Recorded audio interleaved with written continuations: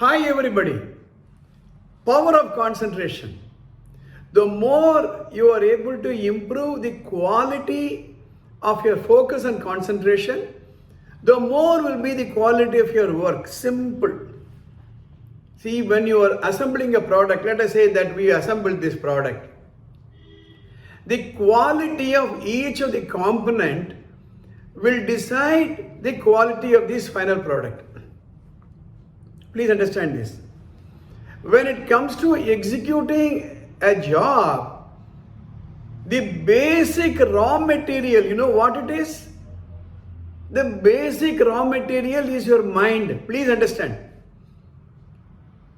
Your brain is identical. Brain research says that across the human race, brain is identical. The number of parts, the location, the functioning of the brain, the hormones, the chemicals, all these things are identical across the human race. Whether you are rich or poor, whether you are an American or a Japanese or Indian or African, whether you are black or white, whatever may be, the other differences, brain is identical. If the brain is identical, then why are we not turning out identical job? Please understand this issue. Supposing our actions are driven only by the brain, then we are a robo. Let's say that 100 robots are produced with the same configuration. 100 robots will behave identically. Because there are no emotions, there are no feelings. But human beings are not robots. We are thinking beings. We are meaning-making beings. Please understand, this is very, very important when we discuss about concentration and focus.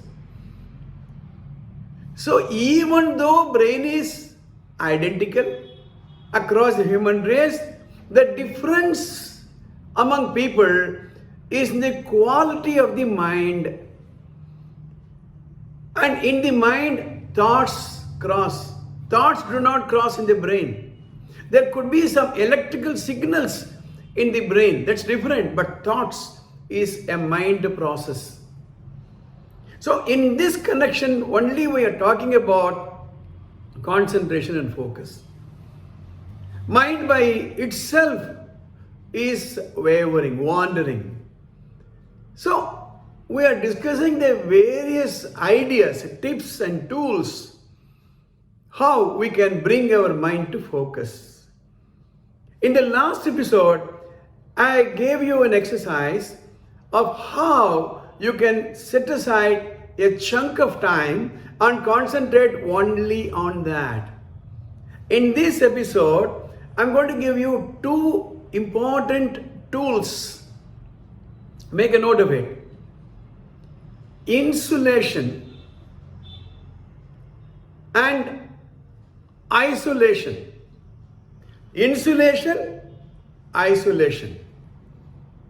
You know what is insulation? There is a wire and there are naked wire is there, the metal portion of it is there. So you put an insulation tape. If you put an insulation tape, then you secure yourself from the shock, electrical shock.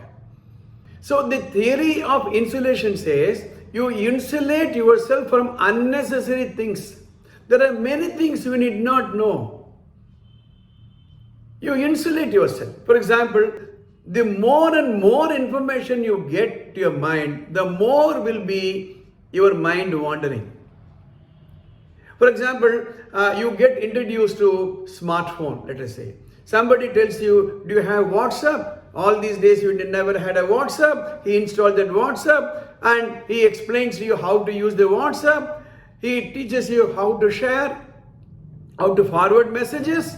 Now, you have one more information to disturb you. Somebody teaches you, let's say, Instagram. All these days you never knew anything about Instagram. And it teaches you how Instagram, it is so curious. And you start using Instagram, you find very interesting, and then you start meddling with that, right? So one after other, more and more exposure to worldly things will give you more and more scope for distraction. So tell yourself, I do not want these things. Couple of years ago, when PV Sindhu won the world-class shuttlecock, there was an interview which says that for 3 years she'll never had anything to do with the smartphone. That she never had ice cream for that matter. Similarly, junk food for that matter, insulated herself. So you insulate yourself. If your friends, if your colleagues come and talk politics, sorry, I'm not interested. To that extent, you are protecting yourself, your time. The second one is called isolation. Isolate yourself. Go to a place where people will not disturb you. In your house, you find out a place where people will not disturb you.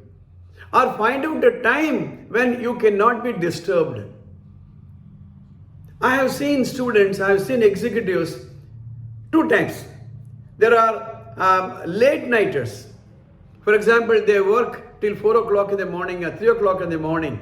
Between 10 and 3, 10 and 4, there are no telephone calls, no television shows, full focus. During the daytime, there could be visitors, some telephone call will come, some messages will come. There are also people who get up early. You go to bed 8:30, 9 o'clock, they will go to sleep, get up at 3:30 or 4 o'clock. I know a journalist, a writer, who gets up 3 in the morning until 10 o'clock in the morning, 7 hours, solid work. Solid work. Isolation, complete isolation.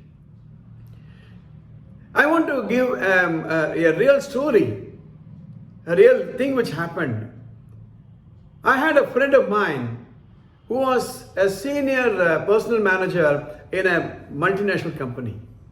I was writing a book, my book, The Gift of Time, where I wanted to go and interview people who manage their time very well. And he was one such. I will mention his name, Mr. Vincent.